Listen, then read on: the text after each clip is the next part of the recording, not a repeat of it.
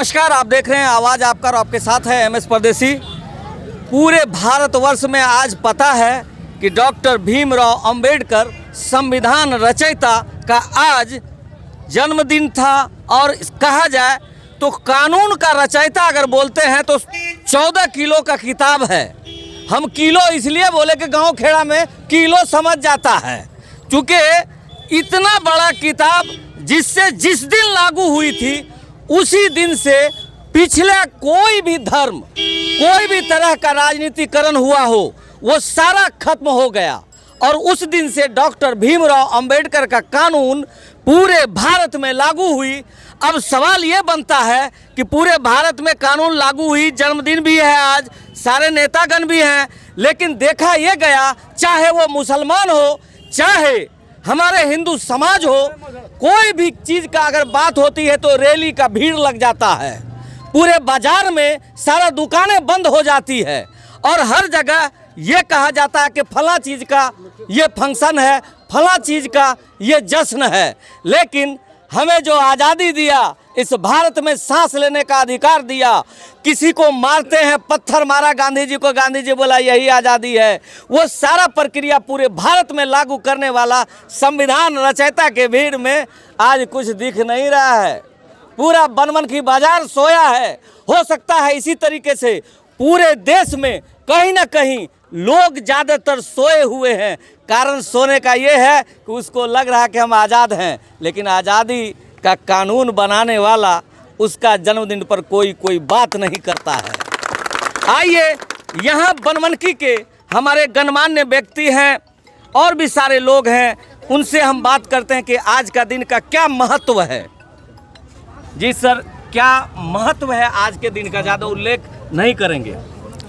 आज हमारे डॉक्टर भीमराव अंबेडकर जी का जयंती है, जो इस बनमनखी के अंबेडकर चौक पर लगभग 89 से यह हम समाज के लोग और तमाम हमारे नौजवान युवा सभी वर्ग के, सभी धर्म को मानने वाले इसे हम लोग मनाते हैं और एक प्रेरणा समाज को देना चाहते हैं कि जो बाबा भीमराव अंबेडकर जिसने उस समय, जिस समय समाज में काफ़ी जातीय भिन्नताएं थी और वो उस जाति से आते थे जिसमें काफ़ी लड़ाई लड़ने के बाद उस जाति के लोगों को हमेशा पीछे रखा जाता था। उस समय बुरे दिन में भी जब बाबा साहब ने संघर्ष कर शिक्षा को प्राप्त कर, शिक्षा के माध्यम से अपने संविधान रचकर पूरे देश नहीं पूरे विश्व में उनका नाम रोशन किया और भारत को एक दशा और दिशा देने का काम संविधान के रूप में किया है। तो आज तो ऐसी स्थिति नहीं है।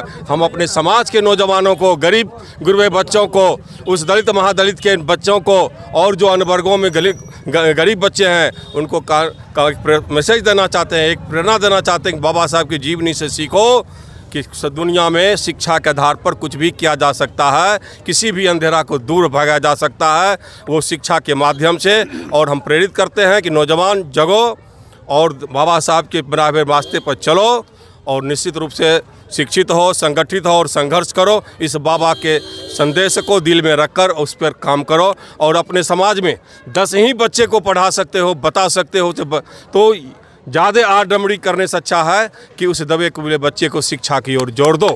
क्या परिचय हुआ सर? विजय शाह, अंबेडकर सेवा सदन के मैं सदस्य हूं और लगातार समाज सेवा में अपना योगदान दिया हूं। अब पूर्व नगर परिषद अध्यक्ष भी मैं रहा हूं। जी धन्यवाद आपका। और आप आइए सर, आप आइए, आपका क्या कहना होगा 2 शब्द में?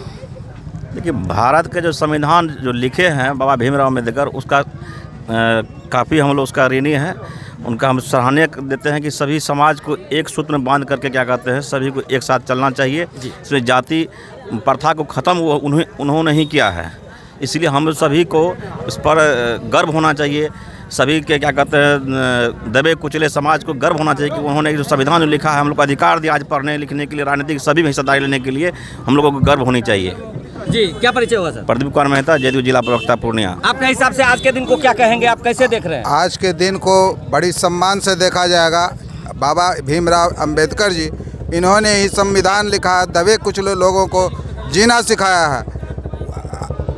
जी, क्या परिचय हुआ? मेरा दिलीप कुमार गुप्ता, नगर परिषद अध्यक्ष बनमनखी। आपके हिसाब से आज का जो ये भीमराव अंबेडकर का जयंती दिन है, क्या क्या कहना चाहेंगे इनके बारे में? इसके बारे में मैं यही कहूँगा, भीमराव अंबेडकर जिस समय शिक्षा हासिल किए, यहाँ जाति प्रथा के दलदल में फंसकर भी उन्होंने इतने बड़े मुकाम को हासिल किए। उन्होंने 3 मंत्र दे के गए, शिक्षित बनो, संगठित करो और तब संघर्ष करो।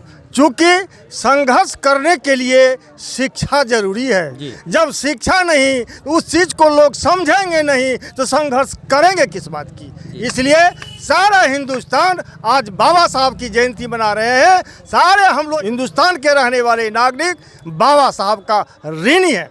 क्या परिचय हुआ सर? मेरा नाम है उपेंद्र पासवान जी, धन्यवाद आपका। 132वां जन्मदिन पर यह कार्यक्रम हो रही है।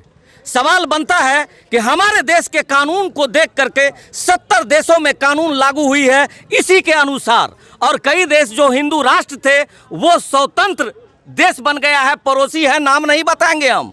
लेकिन भारत में कैसा राजनीति हो रहा है कि यहाँ पे ये कानून को छोड़ कानून की बदलने की बात किया जाता है।